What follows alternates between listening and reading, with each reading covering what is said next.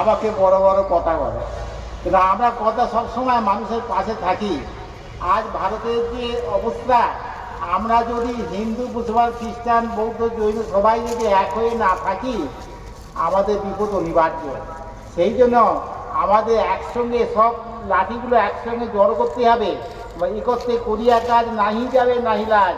আমরা যদি মিলেমিশে সবাই থাকি, তাহলে কারো ক্ষমতা নেই, আর বিজেপি সরকারও ক্ষমতা নেই যে আমাদের ধ্বংস করে দিতে পারে।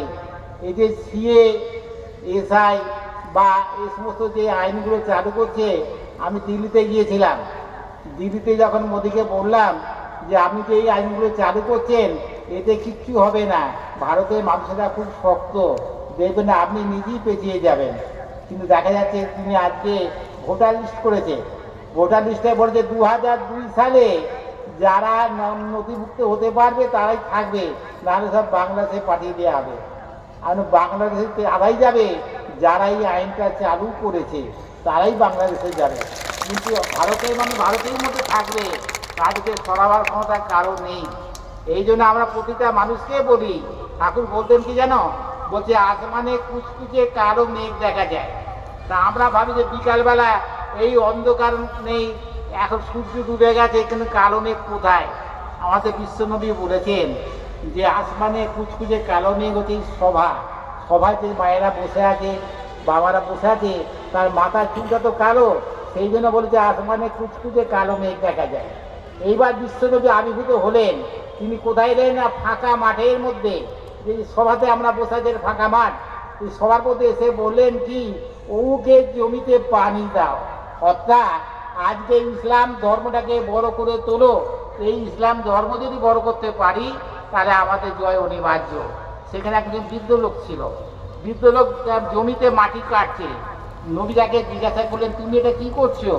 বলছে, আমি জমিতে মাটি কাটছি, এটা আল্লাহর জমি, এই জমিতে আমি ফসল ফলাবো। তিনি বললেন, আমি আল্লাহকে বলে দেবো তোমার জমিতেই পানি দেওয়া হবে, অন্য কোনো জমিতে পানি দেওয়া হয় না। এই হচ্ছে আল্লাহর জমি, হচ্ছে এই সভা। এই সভাতে আমরা যদি এসেছি, আমরা সবাই মিলে যদি থাকি, তাহলে আমরা আনন্দ অনুভব করব।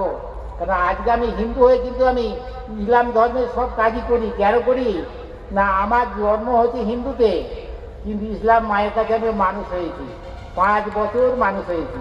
মানুষ হওয়ার পর বেলুমর রামকৃষ্ণ মিশনে এসেছি, এবং সেখানে এসে পড়াশোনা করেছি, ডাক্তারি পাত্রের অসুখ করেছি।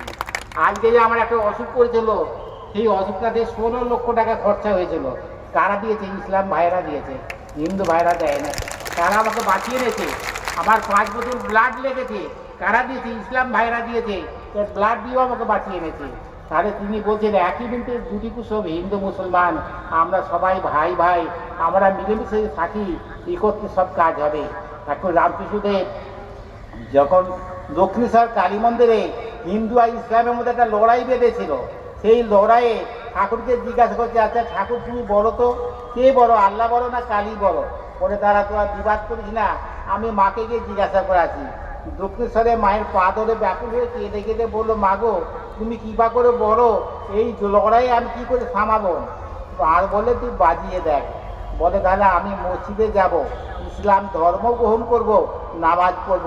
ঠাকুর রামকৃষ্ণদেব মহাসাধক, তিনিও ইসলাম ধর্ম গ্রহণ করলেন, মসজিদে এলেন, নামাজ পড়লেন। 3 দিন বাদে বেরিয়ে যখন এলেন, দেখলেন একদিকে হিন্দু ভাইরা, একদিকে ইসলাম ভাইরা। বলে কি দেখলেন? বলে আমি দেখলাম বিশাল একটা সমুদ্র, নদী নালা খাল বিল সব তার ঘাড়ে পড়ছে, সমুদ্র ঘাড়ে কাল পড়ছে না। তোমরা যাকে আল্লাহ বলো সেও আমার মা, আর এরা যাকে কালী বলে সে আমার মা। সেই জন্য বলে একই দিনতে দুটো সব হিন্দু মুসলমান, আমরা সবাই ভাই ভাই হয়ে মিলেমিশে থাকি, তাহলে আমাদের জয়লাভ হবে। স্বামী বিবেকানন্দ একবার অসুস্থ হয়েছিল, তিনি অসুস্থ হতে তার জীবন চলে যাচ্ছে। বিশ্বনবী ছদ্মবেশ ধারণ করে তাকে বললেন, আমার ব্যাগে একটা ক্ষীরাই আছে, ক্ষীরাই মানে শসা, তুমি যদি তার জলটা খাও তাহলে তোমার প্রাণ ফিরে পাবে। এই শসাটা যখন তার যোগরে রসটা স্বামীজির কালে দিলেন, স্বামীজির জীবন ফিরে এলো। স্বামীজি বললেন, তুমি কে?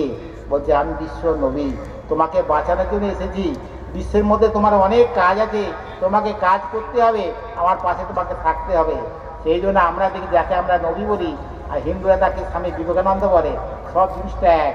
এইগুলো আমাদের বক্তব্য শেষ করলাম। হরি ওম দর্শন। অসংখ্য অসংখ্য ধন্যবাদ স্বামীজি তিনার বক্তব্য রাখলেন। মন